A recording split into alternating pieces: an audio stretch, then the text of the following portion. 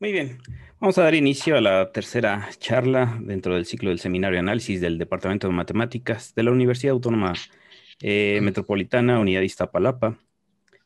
Un gusto introducir al maestro en ciencias Omar Sánchez. Omar Sánchez, originario de Oaxaca, que en la trayectoria académica en el 2014 obtuvo su licenciatura en Matemáticas Aplicadas en la Universidad Tecnológica de la Mixteca. En el 2017 obtuvo maestría en Ciencias Matemáticas en la Universidad Autónoma Metropolitana, en esta casa abierta al tiempo. Y del 2017 al 2019 fue ayudante de posgrado en esta misma universidad. Desde el 2019 fue investigador, predoctoral en la Universidad Autónoma de Madrid, España, y es miembro del Instituto de Ciencias Matemáticas. Dentro de las líneas de investigación encontramos análisis matemático, mecánica de fluidos y problemas de interfaz como el problema de Muscat, que es lo que nos va el día de hoy a exponer. Entonces, adelante, Omar, cuando tengas tiempo ya puedes introducirse. Tienes el micrófono abierto. Ok. Eh, Buenas tardes a todos y a todas. Gracias, Josué, por la introducción. Como bien dijo Josué, estoy realizando mis estudios de doctorado aquí en Madrid, en la Universidad Autónoma de Madrid. La investigación la realizo en el Instituto de Ciencias Matemáticas y trabajo en un poco de mecánica de fluidos y que tiene que ver con ecuaciones en derivadas parciales. Y es de lo que les voy a hablar. Un poco de esto, una introducción a uno de los problemas clásicos, que es el problema de Muscat. Aquí en Madrid, en el Instituto de Ciencias Matemáticas, hay un grupo ya bastante fuerte que lleva trabajando varios años este tipo de problemas de interfaz.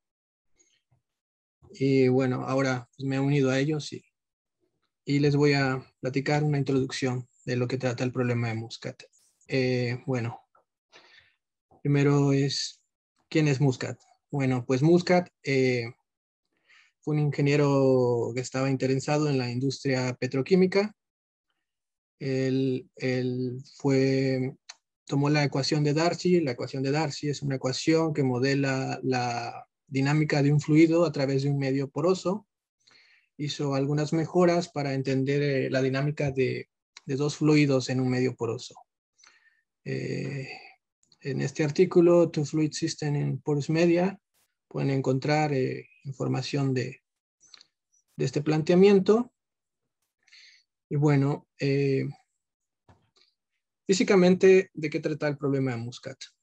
El problema de Muscat considera o trata de entender la evolución de dos fluidos a través de un medio poroso. Yo tengo dos fluidos que le llamo fluido más, fluido menos. Lo que le voy a pedir a estos fluidos es que sean incompresibles. Más adelante veremos qué quiere decir esto, que sean inmiscibles. Que sean inmiscibles es que no se pueden mezclar.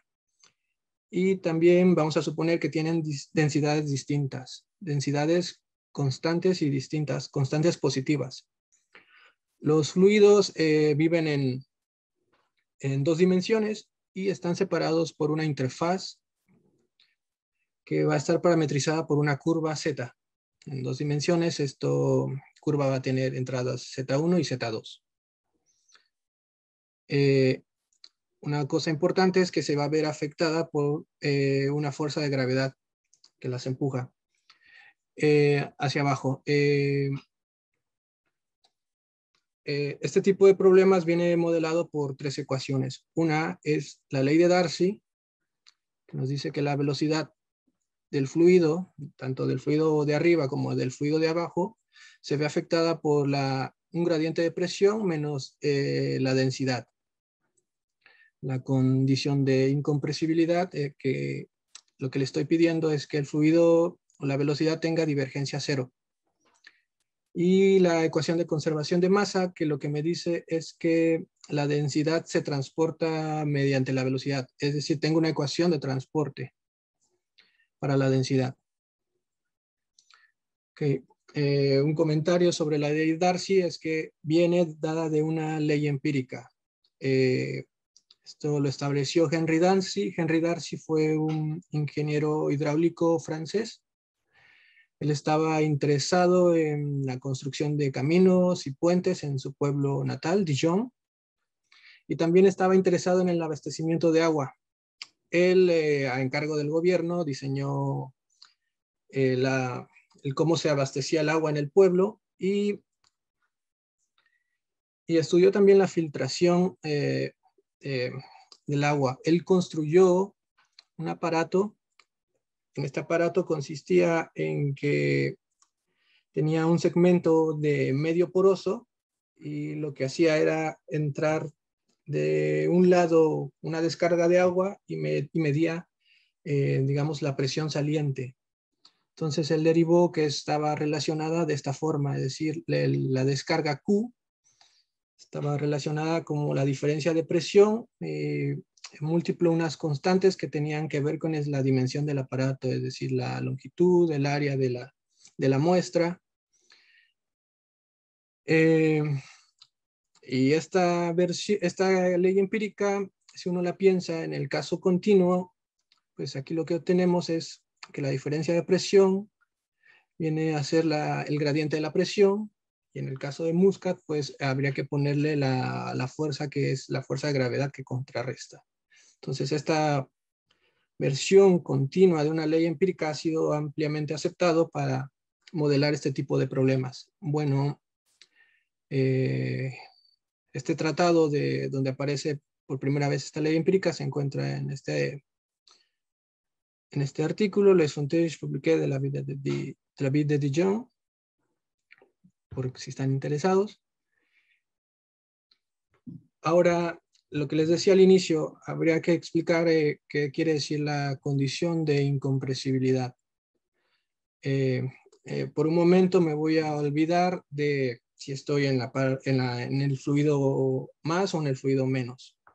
Yo me voy a parar en una partícula del fluido, en una partícula alfa, y voy a considerar una trayectoria. Esa trayectoria va a satisfacer esta ecuación diferencial ordinaria, que nos dice que la evolución en el tiempo de la trayectoria es igual a la velocidad evaluada en la trayectoria. Ahora, si yo tomo el jacobiano, que es el determinante del gradiente de esa trayectoria, y miro la evolución en el tiempo, pues resulta que es igual al jacobiano por la divergencia de la velocidad. Pero si yo en mis ecuaciones pido que el fluido, la velocidad tenga divergencia cero, lo que nos dice es que el jacobiano es constante, es decir, que alrededor de una partícula no hay deformación de volumen, es decir, el fluido no se expande ni se contrae en el tiempo. Entonces, si yo considero una porción o un dominio omega del fluido y calculo el volumen, que es la integral sobre ese dominio, mediante un cambio de variable, lo que obtengo es que el volumen a tiempo t es igual al volumen a tiempo cero. Entonces, eso nos dice que el volumen del fluido se preserva a lo largo del tiempo. Y esto se denomina con que el fluido es incompresible, es decir, no se expande o contrae. Y bueno, estas equivalencias son: el fluido sea incompresible, quiere decir que tenga divergencia cero o que su volumen se conserva. Ahora, una de las características de este problema es la densidad. La densidad, como dije al inicio, se toma como constante para cada fluido. Yo tengo que el fluido, que yo lo llamé omega más, tiene densidad rho más, y el fluido que es omega menos tiene densidad rho menos. Son constantes a lo largo del tiempo. Entonces, ahora, de estas tres ecuaciones, lo que se trata es ver de qué tal forma puedo concentrar toda esa información. Y lo voy a hacer mediante una ecuación de contorno, que es lo que les voy a contar ahora. Bien, la idea es esta. Si yo tengo que el fluido tiene divergencia cero, entonces lo que pasa es que existe una función de flujo phi, tal que el gradiente conjugado es igual a la velocidad. Aquí lo que aparece es la ley de Darcy. Recuerdan que es menos el gradiente de la presión menos la densidad. Entonces, si yo calculo la vorticidad, que es el rotacional, en este caso, en 2 dimensiones, es un rotacional escalar, pues lo que obtengo es una ecuación de Poisson. Es decir, el laplaciano de la función de flujo es igual a la derivada en una dirección de la densidad. Entonces, ya que la densidad es una función de salto, pues la calculo en el sentido débil y obtengo que el laplaciano del flujo es igual a la diferencia de densidades por la derivada en alfa de una coordenada. Recuerdan que la curva tenía entradas Z1 y Z2 por una delta de Dirac. Entonces, resuelvo la ecuación de Poisson. Yo tengo una ecuación de este estilo y para puntos fuera de las fronteras, fuera de la interfaz, tengo una fórmula para la velocidad que viene dada por convolución. Esto también se le conoce la ley de Biot-Savart. Entonces, ahora lo que yo quiero es aproximarme a la interfaz. Quiero saber calcular la velocidad a lo largo de la interfaz. Pues lo que hago es acercarme con cuidado. Ya que la interfaz está parametrizada por una curva, pues tomo un vector tangente, luego tomo la perpendicular, voy a hacer esta de aquí, y me aproximo sobre ese vector. La aproximación sobre omega más el fluido de arriba, pues viene dada por esta fórmula, donde este término de aquí es una integral de valor principal, se le conoce como integral de Birkhoff, más un término extra. Cuando me acerco por omega menos, es decir, por el fluido de abajo, lo que obtengo es una fórmula similar, salvo el signo aquí es más. Entonces, a final de cuentas, lo que obtengo es que la evolución en tiempo de la curva, es decir, la derivada respecto a t de la curva, menos la integral de Birkhoff, es perpendicular a la dirección tangente de la curva. Esto lo puedo escribir como que la evolución en tiempo es igual a esta integral de valor principal más una constante que va a depender de la parametrización. Yo la puedo escoger de tal forma que tenga una expresión más agradable. Entonces, la escojo de esa forma para que obtenga esta ecuación de contorno. Entonces, la información que tenía de las 3 ecuaciones que modelaban el problema de Muscat se concentra, se compacta en esta ecuación de contorno para la curva. ¿Ok? Un resumen a grandes rasgos lo pueden encontrar en este artículo que es de Francisco Gancedo de 2017. Él también creo que en este artículo, si mal no recuerdo, también trata el caso periódico, es decir, cuando la interfaz es periódica. Y ojo, aquí estoy considerando el problema de Muscat con densidad distinta. Se puede también añadir viscosidad, se puede añadir tensión superficial. Con viscosidades distintas, el problema de Muscat se vuelve un poco más complicado, pero hay resultados, pocos, pero hay. Uno de ellos lo encuentran en este artículo, es de Antonio Córdoba, Diego Córdoba y Francisco Gancedo. Interface Evolution, de Hellshaw and Muscat Problems. Y cuando añade una tensión superficial, bueno, ya, recuerdo. Este es en el caso que la interfaz sea una curva. Cuando la interfaz ahora la considero como el grafo de una función, es decir, de la forma alfa, f de alfa, entonces la ecuación de Muscat, la información se concentra en la función, digamos que es un poco más sencilla. Viene dada por esta integral de valor principal. Uno la puede deducir fácilmente. Y aquí hay una observación muy importante. Uno puede partir esta integral de valor principal en un término lineal y un término que no va a ser nada lineal. El término lineal viene dada por la raíz de Laplaciano. La raíz de Laplaciano uno la puede definir como un multiplicador de Fourier. Y entonces, dado un dato inicial, uno puede tener una expresión explícita en el lado de Fourier para la f, que viene dada por esta exponencial multiplicada por la transformada Fourier del dato inicial. Y entonces, aquí observamos que si el exponente aquí en la exponencial es negativo, entonces lo que obtengo es que disipación. Es decir, cuando t es muy grande, f decae. Tengo decaimiento. Pero cuando el signo en la exponente es positivo, tengo inestabilidad.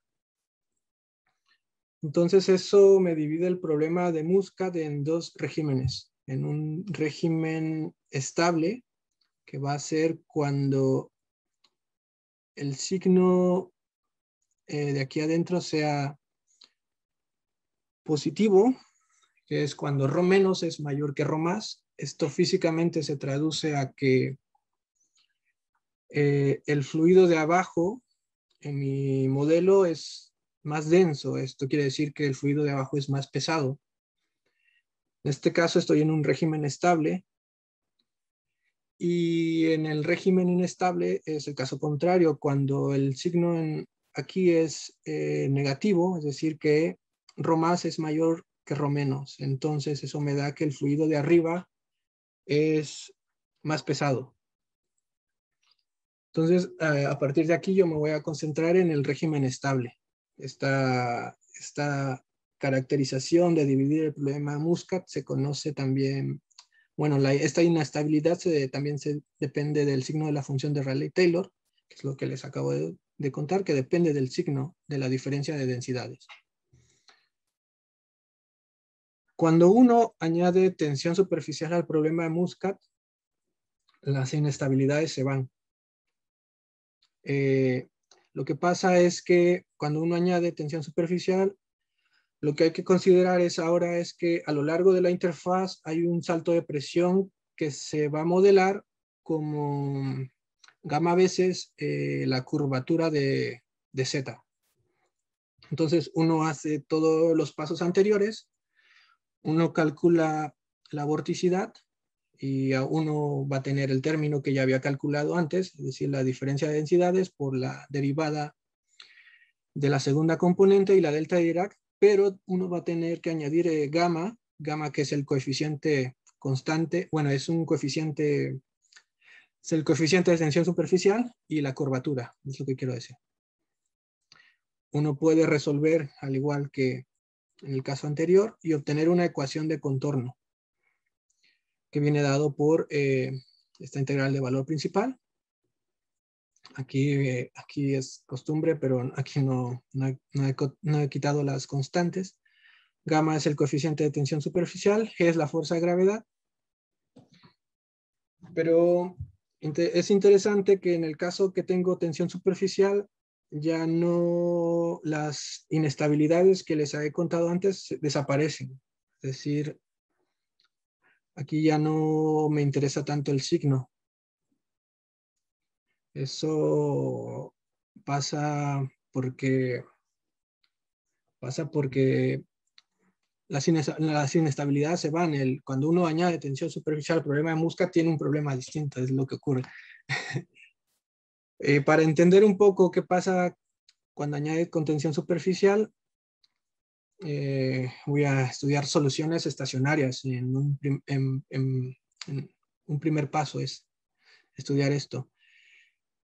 En este caso, como yo eliminé las condiciones del signo, es decir, no me importa si el fluido de arriba es más denso que el de abajo o viceversa. Lo que pasa es que, en este caso, cuando un fluido, lo que va a pasar es que el fluido de arriba va a penetrar al fluido de abajo y se van a formar estos patrones que se llaman fingery patterns, que viene el nombre por su semejanza a cuando se cruzan los dedos. Entonces voy a obtener interfaces de este estilo. Y les digo, una primera aproximación es, el primer intento es entender las soluciones estacionarias. Es decir, buscamos soluciones que no dependan del tiempo, soluciones de este estilo. En este caso, pues lo que pasa es que la información se lo va a llevar, va a recaer en la vorticidad. Bueno, y en este caso la vorticidad pues era gamma veces la curvatura más la segunda componente. Aquí lo que aparece es la curvatura con signo de la curva Z. Y en esta dirección hay un trabajo bueno, reciente de Mathieu. Él lo que hace es dividir el problema de buscar soluciones estacionarias 2pi periódicas. Y él dice que si se mantiene dentro de un régimen, es decir, si lambda lo mantiene dentro mayor que esta constante que viene dada por esto de acá abajo, donde ves la función beta, entonces siempre va a poder construir soluciones estacionarias 2pi periódicas y cuya interfaz viene dada por el grafo de una función x, f de x.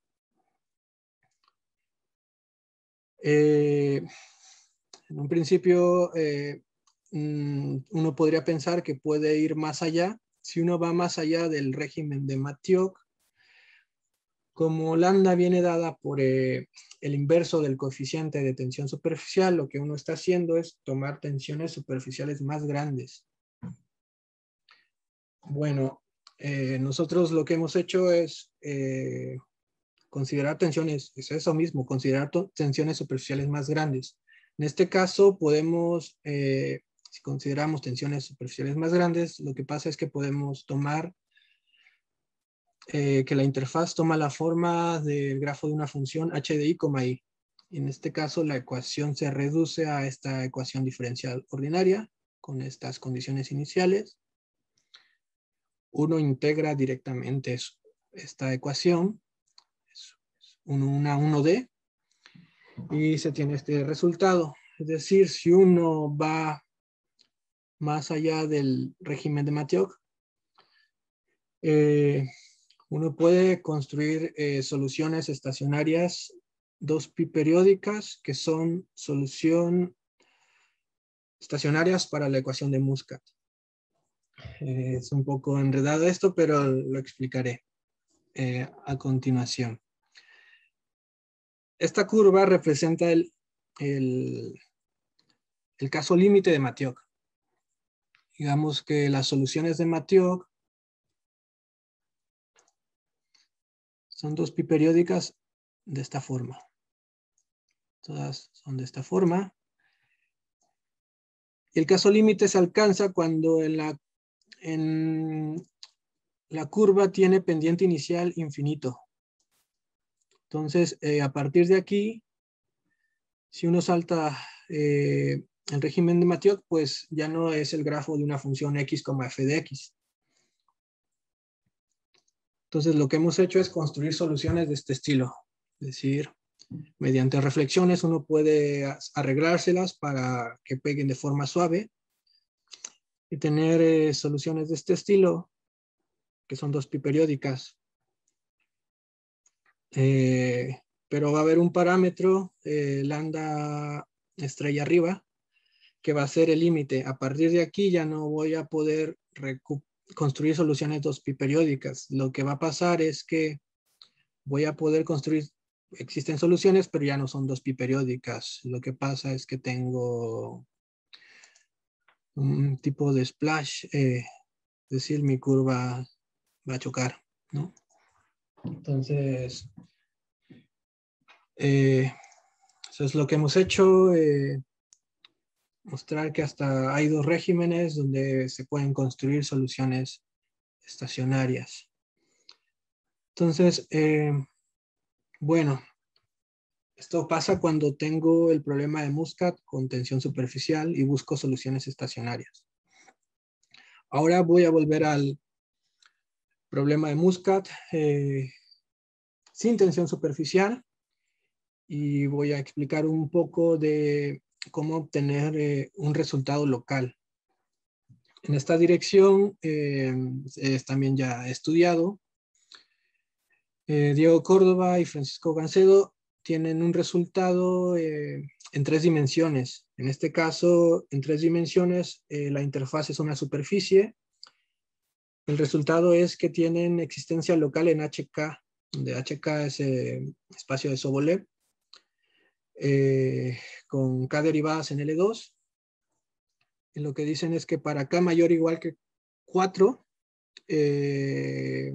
dado un dato inicial en HK, existe una solución, tienen existencia local. Más reciente, Arthur Chen, Granero Belichón y Scholar tienen un resultado en H2, pero creo que aquí lo que consideran también es viscosidad. Bueno, esos son los resultados que se tienen y la técnica que se utiliza es hacer estimaciones de energía, es decir, estudiar la energía cinética de las soluciones. Matemáticamente esto es la norma L2 de las soluciones. Aquí si uno piensa en o sea, estudia la energía cinética y su decaimiento en el tiempo, es decir, si hay pérdida de energía. Si uno piensa en la ecuación de Navier-Stokes, lo que pasa cuando uno estudia la energía es que la energía se disipa porque uno tiene un término viscoso. Si le quita el término viscoso a la ecuación de Navier-Stokes, lo que uno tiene es la ecuación de Euler y lo que va a pasar es que la energía se conserva. Y bueno, ahora les voy a mostrar cómo hacer estimaciones de energía. Tomo la ecuación de Burgers, que es la versión unidimensional de la ecuación de Navier-Stokes. Uno lo puede pensar así, pero en este caso la ecuación de Burgers aparecerían 2 derivadas en el término viscoso. Yo lo he cambiado por un término fraccionario, que es la raíz del laplaciano, y lo que hago es mirar la evolución en el tiempo de la solución teta. Si miro la evolución de la norma L2 de la teta, lo que pasa es que tengo disipación, es decir, tengo esta estimación, este balance de energía, y ahora me encargo a ver la evolución en tiempo de la derivada de la solución, y lo que pasa es que está acotada de esta forma en H2, pero tengo este término en el infinito y uno quisiera absorberlo. Entonces uno va a absorberlo por la norma H2. Uno va a una derivada más, estudia la evolución en tiempo de 2 derivadas, lo que obtiene es que para 2 derivadas este término se absorbe, entonces tiene una estimación de este estilo, es decir, la evolución en el tiempo de la teta en H2 está acotada por la norma H2 de la misma teta por una potencia K con K mayor que 2. Esto si uno lo ve como una ecuación diferencial ordinaria en T, uno la puede integrar y lo que va a obtener es que teta va a estar en H2 hasta cierto T finito. ¿Ok? Uno no acaba aquí. O sea, la idea es obtener estas estimaciones a priori. Pero ahora lo que uno se plantea es hacer regularizaciones del problema mediante convoluciones. Uno toma el modelo, este modelo hace regularizaciones por convolución, con funciones C infinito, con soporte compacto, y entonces lo que uno obtiene es que para cada problema regularizado, uno tiene estimaciones de energía de este estilo. Y entonces, luego lo que uno utiliza es que tiene que ver es que todas esas aproximaciones convergen a una solución. Entonces, uno tiene que usar un argumento de compacidad. Luego de esto es como uno busca usar un teorema de picar estos espacios en un espacio de Banach, al final de cuentas, para obtener una existencia local. ¿Okay? Esa es la idea detrás de las estimaciones de energía. Bueno, ahora vuelvo a la ecuación de Muscat. Si bien la ecuación de Muscat tiene una singularidad en el denominador, yo se la puedo remover y se la remuevo de esta forma, aproximando la singularidad así. Y lo que obtengo es una aproximación de la ecuación de Muscat que viene dada por este coeficiente y la raíz del laplaciano. Aquí ya voy a empezar a omitir la t, pero todo depende de t. Voy a tomar ρ igual a la diferencia de densidad sobre 2 y voy a hacer estimaciones de energía para esta aproximación de la ecuación de Muscat. De nuevo, miro la evolución de la norma L2 de una solución F y lo que obtengo es que está acotada en H1. Tengo que ir a más derivadas. Bueno, miro la evolución de una derivada en L2 y hago la cuenta y tengo que está acotada en H2. Entonces, ahora tomo 3 derivadas. Porque, o sea, aquí lo que me obliga a que esté acotada en H2 es que yo tengo que pagar una derivada más. Hago 3 derivadas y con eso me aseguro que la evolución de 3 derivadas en L2 en el tiempo está acotada por una potencia K de la F en H3 igual. Entonces, finalmente lo que obtengo es que la evolución en el tiempo de la F en H3 está acotada por una potencia K en H3. Y otra vez resuelvo esta ecuación diferencial ordinaria en el tiempo y lo que obtengo es existencia local. Y luego hago regularizaciones del problema y obtengo que los problemas regularizados convergen a una solución y de esa forma hago existencia local. ¿Okay? Bueno, el resultado en 2 dimensiones es que si yo tomo el dato inicial en HK con K mayor o igual que 3, en el caso estable, ojo, en el caso, todo esto lo estoy contando en el caso estable cuando ρ menos es mayor que ρ más, va a existir un tiempo t de tal forma que existe una única solución en este espacio que a tiempo cero coincide con el dato inicial. La idea de la prueba es hacer estimaciones de energía. Reescribo mi ecuación de una forma más compacta de esta forma. Aquí delta alfa de f de x uno puede pensar que es como la pendiente. Y miro la evolución en el tiempo de la norma L2 de la F. Lo que obtengo es que está acotada en H2. Esto hay que hacerlo, es un poco más complicado, se puede hacer. Y tengo que irme hasta 3 derivadas y mirar la evolución de esta norma en el tiempo. Pues lo que hago es hacer Leibniz y observo que esto tiene 4 términos. Donde el término que da más problema es el que tiene más derivadas, es el más singular. Es el último, que lo he escrito aquí.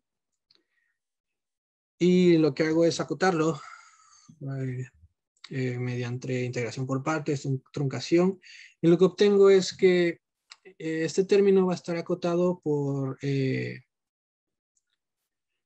la norma L2 de la tercera derivada. Al final de cuentas, yo luego uso un encaje aquí de este tipo Sobolev para que este término se absorba. Y finalmente lo que obtengo es que la evolución en el tiempo de la F en H3 está acotada por este término de aquí que está en H3 igual. Y otra vez, integro en el tiempo y obtengo esta estimación de energía. Lo que nos dice es que F va a estar en H3 hasta cierto T finito, que ese T finito va a depender del dato inicial en H3. ¿Okay? Y esta es la idea de cómo hacer existencia local en 2 dimensiones. En 3 dimensiones es similar, tal vez es un poco más complicado. Y de esta forma obtengo existencia local para el problema de Muscat. Ahora, ¿qué pasa si yo quiero tener un resultado global? Es decir, que para todo tiempo t mi solución se mantenga en el espacio que yo quiero. Aquí hay que observar una cosa que es si yo tengo una solución al problema de Muscat, un rescalamiento de esa solución también va a ser una solución al problema de Muscat. Y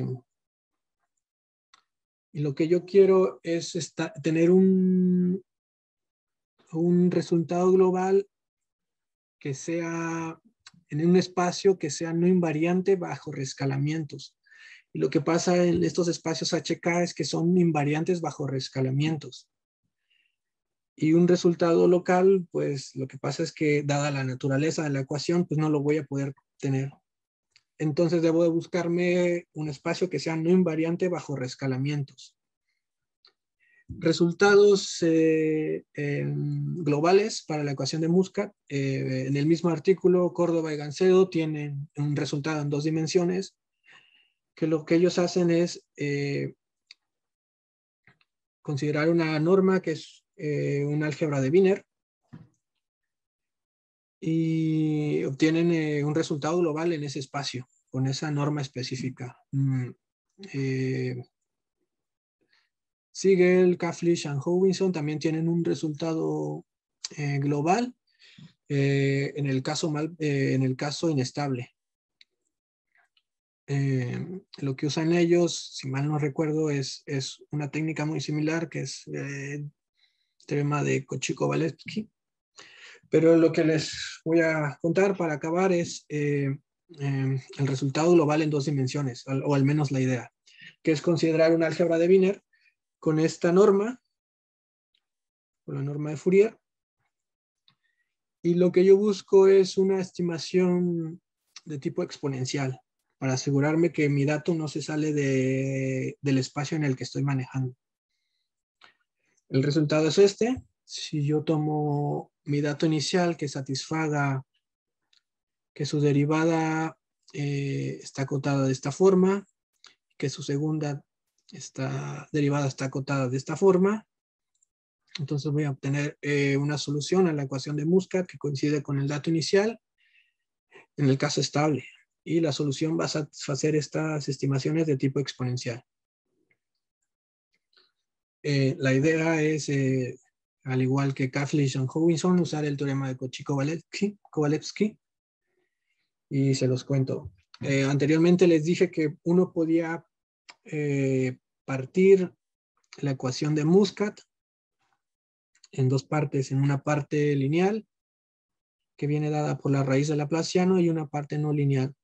Pues les presento la parte no lineal, que viene dada por este operador. Y entonces, la idea es hacer aproximaciones.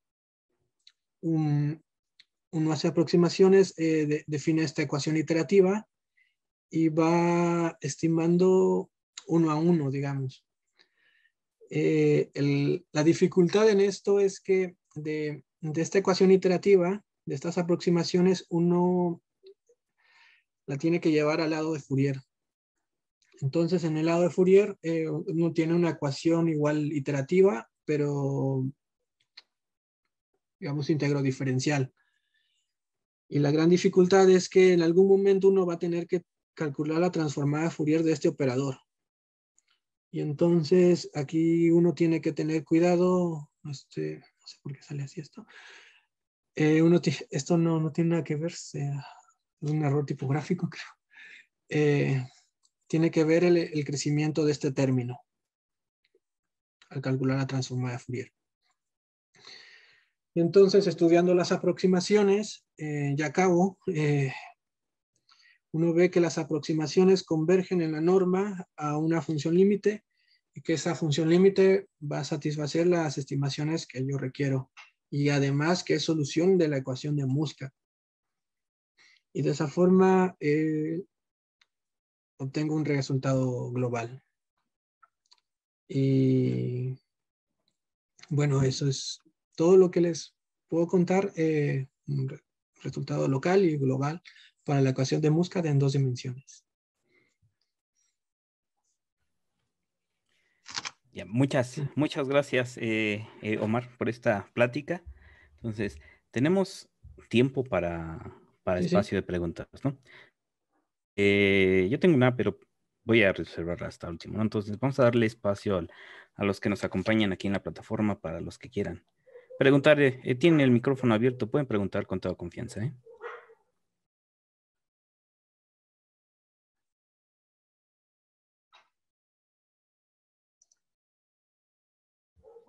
¿Tienen ¿Puedo alguna pregunta? preguntar?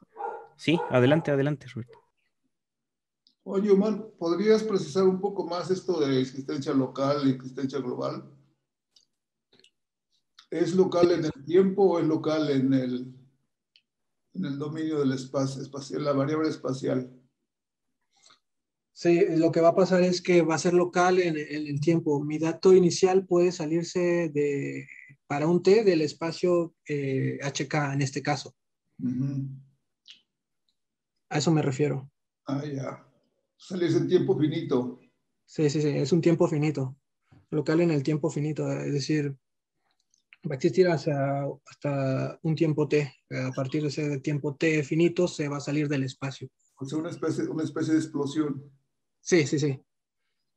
Ujú. Sí, sí, también, de hecho, también se le conoce como blow up de la solución. Ujú. Sí. Pero entonces la variable espacial es siempre global. La variable espacial, sí, sí, yo estoy pidiendo que la solución eh, sea para cada t esté en HK. Sí. Ujú. Ok, gracias. Muy bien, ¿alguien más que quiera preguntar a Omar? Muy bien, esta singularidad que tienes repercute algo en la interfaz, ¿no? Me imagino.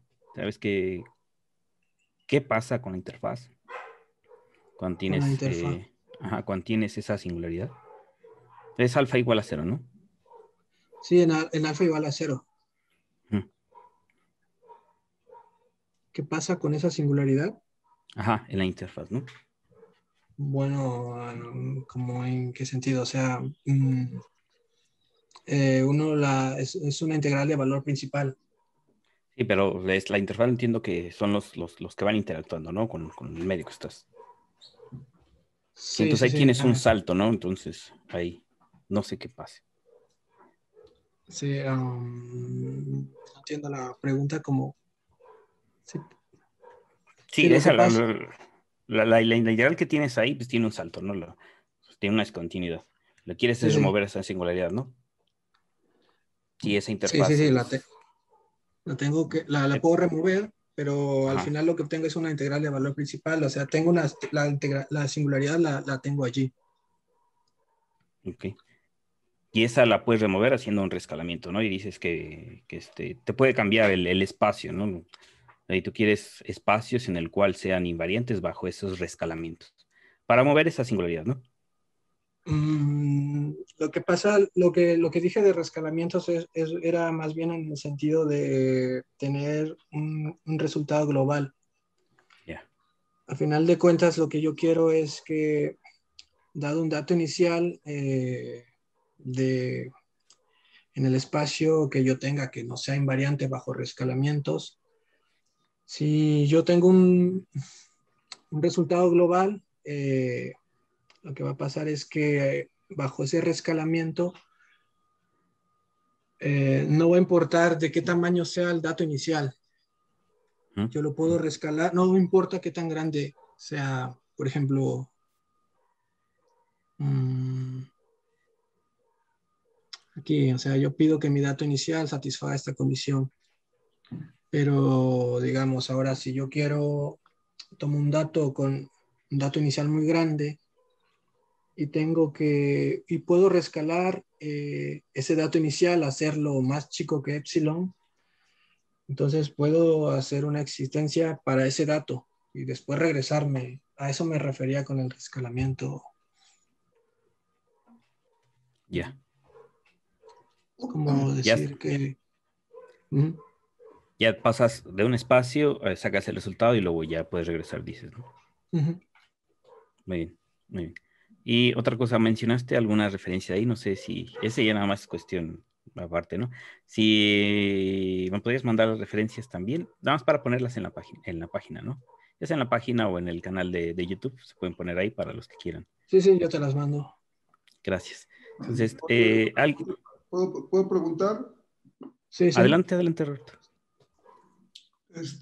A veces ocurre que cuando uno impone unas restricciones sobre los datos, no los datos, sino los coeficientes de la ecuación, digamos, el operador y todo esto, puede obtener condiciones a veces uno para existencia global, para evitar el blow up. Sí, sí, sí. ¿No hay resultados de ese estilo?